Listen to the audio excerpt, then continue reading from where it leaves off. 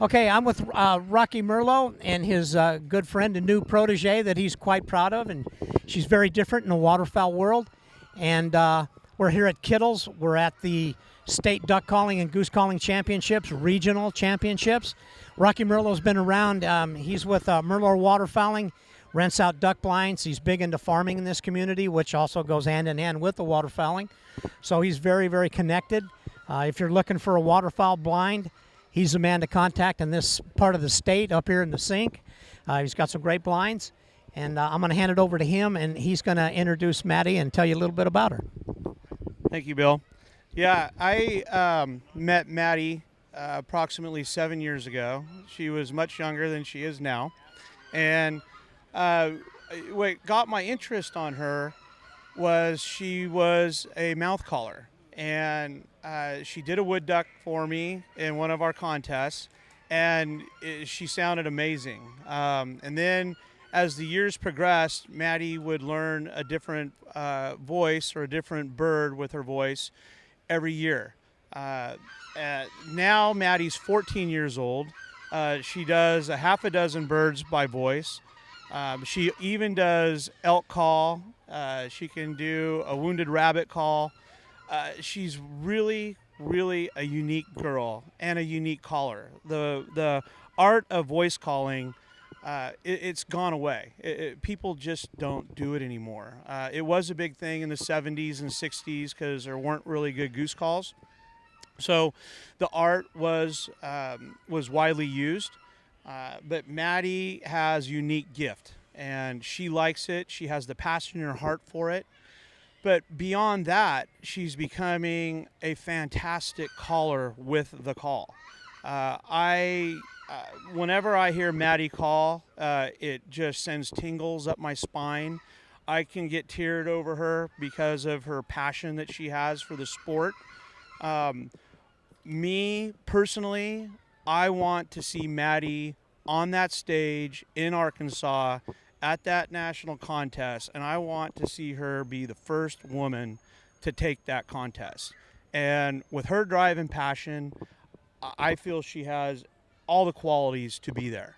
And we need that. And I'm really proud of her.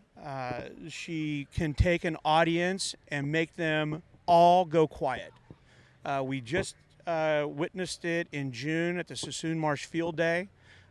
When she stepped up in that junior duck calling contest, 400 people went immediately silent.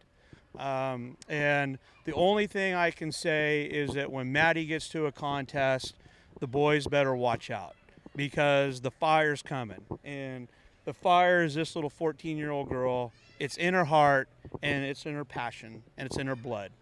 So, Maddie, would you like to say something? Yeah. Should I just go ahead and do my mallard? Yeah, I would start doing your ducks. All right. So this is my mallard. I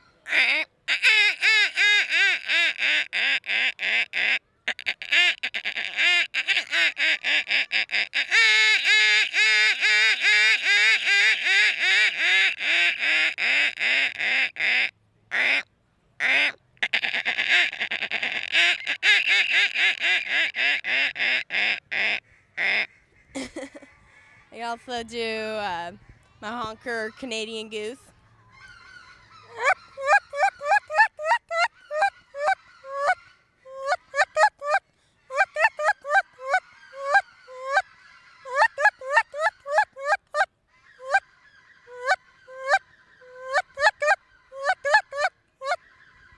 I don't know, what else should I do?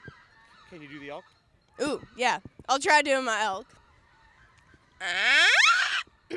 Sorry.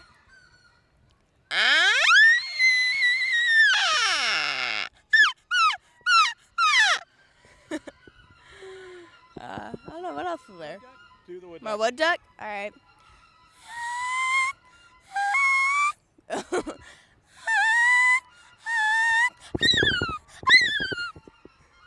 Let's do the last. How about your speckle belly? All right.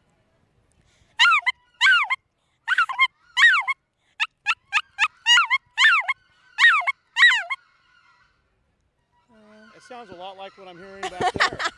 That is an amazing spec call. I don't know of an individual in California. I do not know of an individual in California right now that can do a spec call like Maddie can.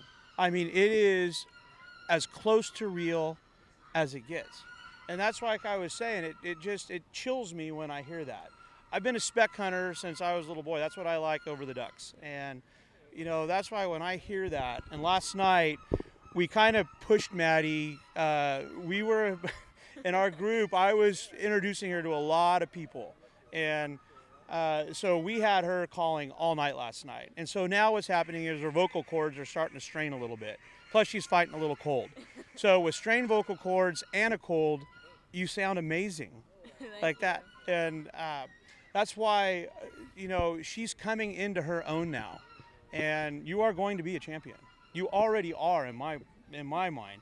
So, but the rest of the waterfowl industry is going to know your name because Maddie Nightingale has a unique talent, and it's beautiful.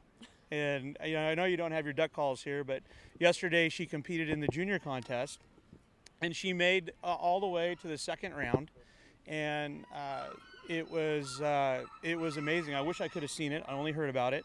So you want to? Last night we worked on the snow goose, the voice call. Do you want to try that with me? Yeah, sure. You want to do it together? Yeah. This is great. Okay, Maddie and I are both going to work on the snow goose. We're going to try that together. And last night I was working with her on how to break. So let's do it. You ready? Yeah. Okay, let's go.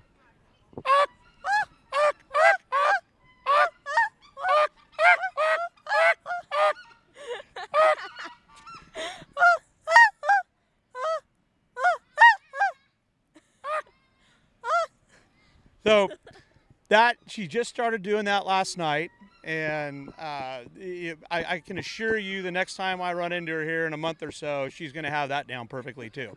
So anyway, Bill, is there anything else you'd like to talk about? No, I mean, when I first heard her at Sassoon Marsh, I was in shock. And I had a friend of mine, like you said, in the 70s. He was a mouth caller. Okay, his name was Bill Brown. He passed away here a couple years ago. And he wouldn't let us even bring a duck call into the blind. And we killed so many ducks, it was amazing. So these mouth callers sound like the real deal because they're not blaring and blowing them out. So I didn't even learn to blow a duck call until he quit duck hunting. So he introduced me to it. Then when he quit, I thought, oh no, I don't know how to call. So anyway, being a mouth call is very gifted. And the goose callers, the mouth goose callers, there was a lady years ago, Rocque, and I forgot what her name was, and she was famous, and she was a guide, and I can't think of her name, but I guess she was something else to hunt with. She was all mouth call, and so that's what it kind of reminds me of with her. But yeah, you know, at this age here is the greatest age because they're so young and they just need to stay with the passion, and at the harder they work. Stuart Mattos is here running around. He won the state again this year.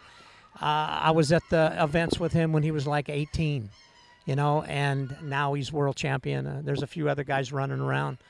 Hudson, he won. He was young then too, and so it's so fun, you know. Here, if I live long enough, you know, I'll be able to see her. So anyway, it's just great to see this young enthusiasm because they're the future of our sport.